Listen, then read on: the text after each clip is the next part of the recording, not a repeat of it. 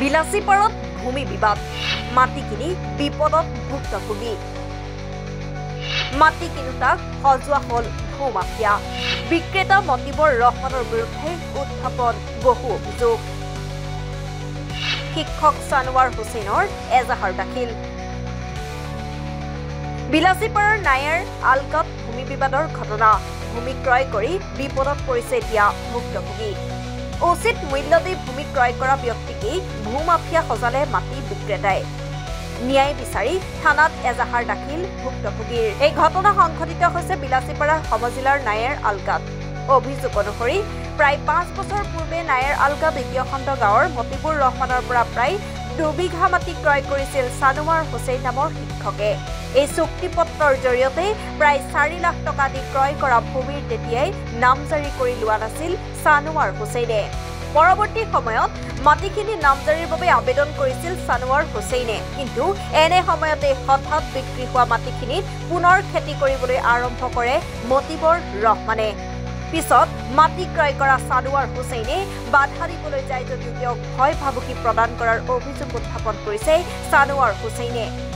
সম্প্ৰতি উক্ত ভূমিখণ্ড সানোৱাৰ হুছেইনৰ ওপৰত বিক্ৰী কৰা হোৱা নাই বুলি অস্বীকাৰ কৰিছে এতিয়া বিক্ৰেতাই। তাৎপৰ্যপূৰ্ণ বিষয়টো হৈছে যে ভূমি ক্ৰয়ৰ সময়ত টকা লেনদেন কৰাৰ সম্পূৰ্ণ ফুটেজ গোপনে কেমেৰাত আবদ্ধ কৰি ৰাখিছিল সানোৱাৰ হুছেইনে। সমগ্ৰ ঘটনাৰ ন্যায় বিচাৰি নায়াৰ আলকা উপ আৰক্ষী চকীত এজাহাৰ দাখিল কৰিছে ভুক্তভোগী সানোৱাৰ হুছেইনে। ঘটনাটো হ'ল মানে মই 1-10-2020 চনত মই 2 বিঘামান মাটি লৈছোঁ মতিবৰৰ পৰা।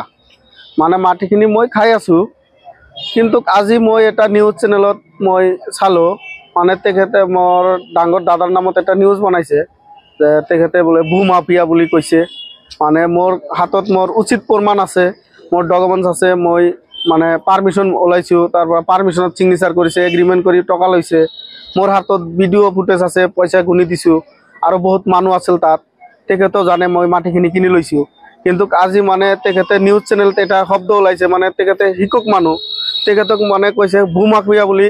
মানে তেখেতে মানে নিউজ বনাই তেখেতে ভাইৰেল কৰিছে।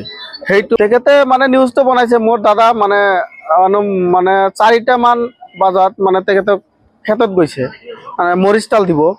মৰিষ্টাল সেইটো মানে নিজৰ ক্ষেত, সেইটো মানে গৈছে। আৰু যিটো মাটি কিনি লৈছোঁ সেইটো মাটি মানে তেখেতে বেদখল কৰি মানে তাত ধুমচা পেলাইছে।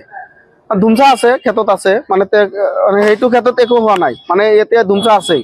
মই মানে কেছ কৰিছোঁ, আমাৰ যেহেতু এৰিয়াটো নাৰেলগাঁও হয়, মই নাৰেলগাঁও থানাত কেছ কৰিছোঁ। মানে নাৰেলগাঁও আৰক্ষী চকীত মানে নাৰেলগাঁও ভাৰপ্ৰাপ্ত বিষয়া আছে, তেখেতে তদন্ত কৰিব। তদন্ত কৰি তাত কি আছে সেইটো ভালকৈ চাই মোক মাটিখিনি মানে নিদিব। মানে মাটি যেটো আছে উচিত প্ৰমাণ দিছোঁ, তাত কেছ কৰিছোঁ, তেখেতে তদন্ত কৰিব। আচলতে তাত কি হৈছে না হৈছে এইটো তদন্ত কৰি মানে মোক মাটিখিনি লাগে আৰু কি। মানে 2 বিঘামান মাটি 2,15,000 টকা কৰি মই লৈছোঁ। 2 বিঘা মাটি 4,30,000। পিছত আৰু 10,000 টকা মানে তেখেতে কৈ আছে মোৰ অলপ 10,000 টকা লাগিব, মই পাৰ্মিশ্যন চহী দিম। আৰু পিছত মই 10,000 টকা দিছোঁ, 4,40,000 টকা দিছোঁ। সেইকাৰণে মাটিখিনি মই লৈছোঁ। তেখেতে পাৰ্মিশ্যনত ছিগনেচাৰ কৰিছে, মই ক্ষেত্ৰত ফটো উঠিছোঁ, তাৰপৰা এগ্ৰিমেণ্টত চহী কৰিছে। এইবিলাক তথ্য মোৰ হাতত আছে।